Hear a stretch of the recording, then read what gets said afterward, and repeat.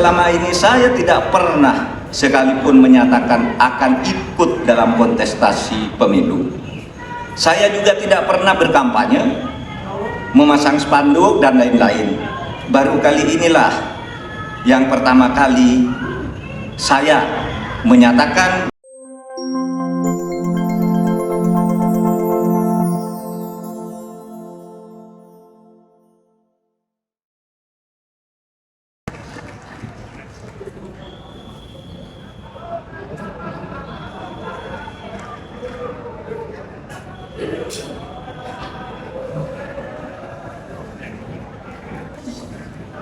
Assalamualaikum warahmatullahi wabarakatuh.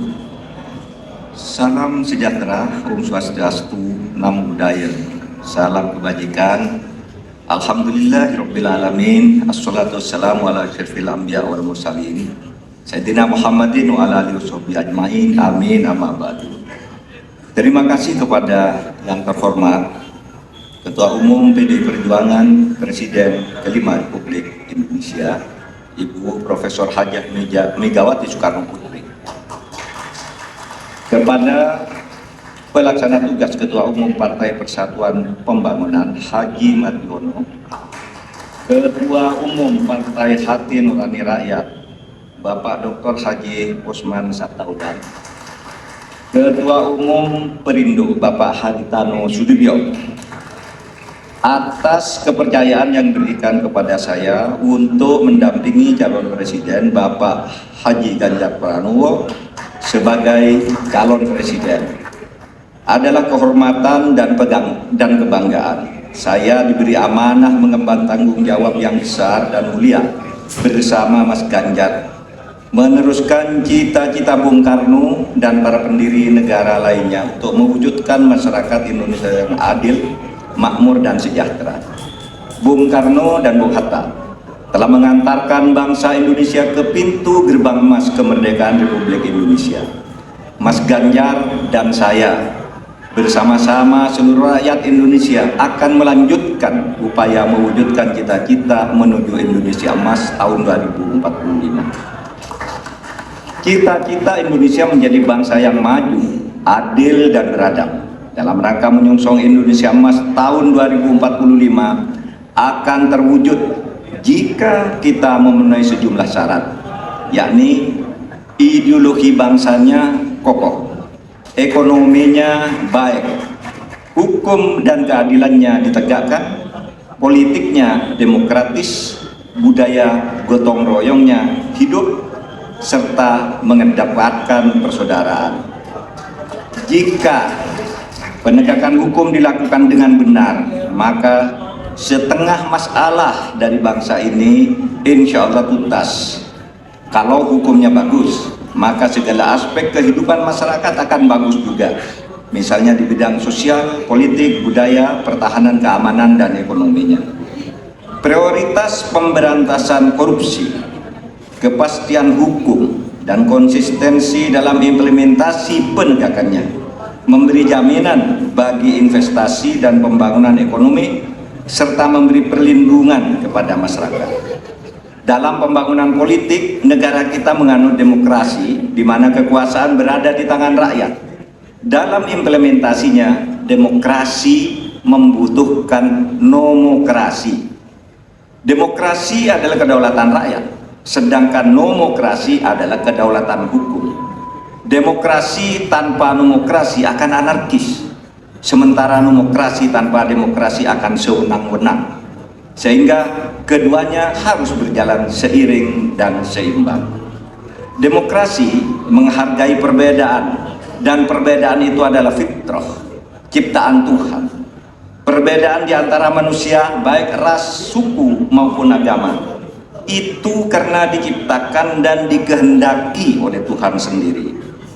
Walau sya'allah laja'alakum ummatan wahidah walakin yabluwakum fima atakum fastabiqul khairat. Kalau Allah mau, kamu semua itu hanya satu jenis, tidak berbeda-beda. Tapi justru saya, Tuhan, yang menyebabkan kamu itu berbeda-beda, agar kamu semua berlomba-lomba untuk berbuat kebajikan. Itu firman Tuhan. Indonesia yang beragam, membutuhkan toleransi dan akseptasi. Akseptasi maknanya semua anak bangsa bisa bergabung dan bekerja sama dengan tetap dalam keyakinannya masing-masing. Kita semua ketemu dalam prinsip kalimatun sawa, yaitu memperjuangkan sesuatu yang sama di antara perbedaan. Tidak perlu menajamkan perbedaan di antara kita yang memang sejatinya tidak bisa disatukan dalam semua hal. Yang sama atau kalimatun sawa ya pasti disetujui oleh setiap orang, apapun ras dan kelompoknya, adalah keadilan. Pasti disetujui oleh siapapun, apapun agamanya, pasti orang setuju pada penegakan hukum dan keadilan. Perlindungan pada masyarakat lemah dan perlindungan serta rasa kasih sayang kepada wong cilik. Saya berkeyakinan Mas Ganjar adalah figur yang tepat memimpin bangsa Indonesia untuk mewujudkan semua cita-cita yang saya sebutkan tadi, mempercepat dan melanjutkan program pembangunan yang sudah baik, tentu lalu memperbaiki juga yang keliru dan melakukan inovasi-inovasi baru sesuai dengan perkembangan zaman dengan tetap berpegang pada konstitusi. Saya sudah lama mengenal Mas Ganjar. Pada tahun 2004 sampai 2008 kami bersama-sama menjadi anggota DPR RI. Kami berdua kerap berdiskusi, bahkan saling mengunjungi ketika Mas Ganjar Pranowo memimpin Jawa Tengah dan saya menjadi Ketua Mahkamah Konstitusi. Karena itu saya tahu persis Mas Ganjar adalah figur pemimpin yang merakyat dan berani memperbaiki yang bengkok-bengkok, berani menerima kritik, berani memperjuangkan nilai-nilai politik yang diyakini benar.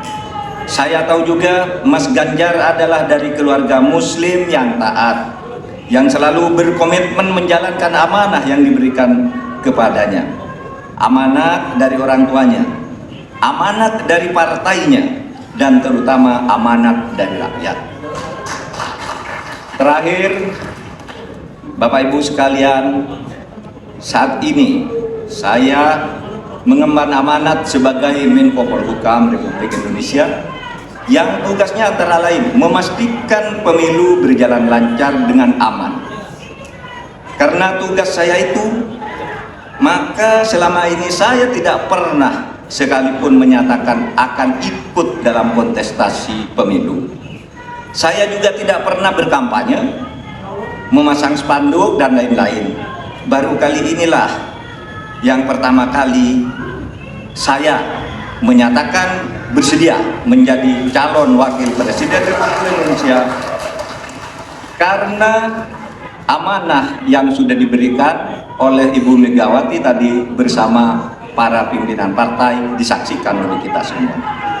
Bagi yang selama ini menunda untuk menentukan pilihan karena menunggu kepastian dari saya, maka saat ini saya menyatakan saya bersedia untuk ikut kontestasi. Bersama Mas Ganjar, saya akan mendedikasikan diri, semua kemampuan saya, ilmu saya, pengalaman saya, ketegasan dan keteguhan sikap saya, serta keberanian-keberanian yang selama ini saya usahakan untuk selalu ditunjukkan kepada bangsa dan negara Indonesia. Tentu saya juga mengucapkan terima kasih kepada Bapak Presiden Joko Widodo yang telah memberi kesempatan kepada saya selama ini untuk berkhidmat kepada pemerintahan dengan leluasa, sehingga bisa ikut membangun bangsa dan negara.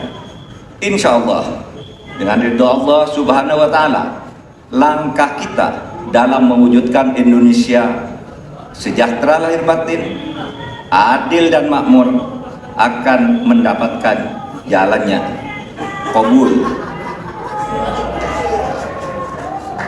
Saya juga pada akhirnya ingin menyampaikan terima kasih atas dukungan, persahabatan dan kerja sama selama ini kepada semua teman, tapi sebagian, diwakili sebagian yang hadir di sini, Ibu Puan Maharani yang terhormat, Mas Prananda, kemudian ada Bapak Ketua TPN Bapak Arsyad Rashid, Bapak Sekjen PDIP Bapak Hasto Kristianto dan Bapak Oli Duduk Kambe, serta teman-teman yang lain, ada Pak Andika dan semuanya. Saya mengucapkan terima kasih atas kerjasama, diskusi, dan dukungan selama ini, sehingga pada hari ini saya mendapat kehormatan untuk berdiri dan menyatakan kesediaan kepada rakyat Indonesia untuk ikut kontestasi Pilpres tahun 2024. Assalamualaikum warahmatullahi wabarakatuh.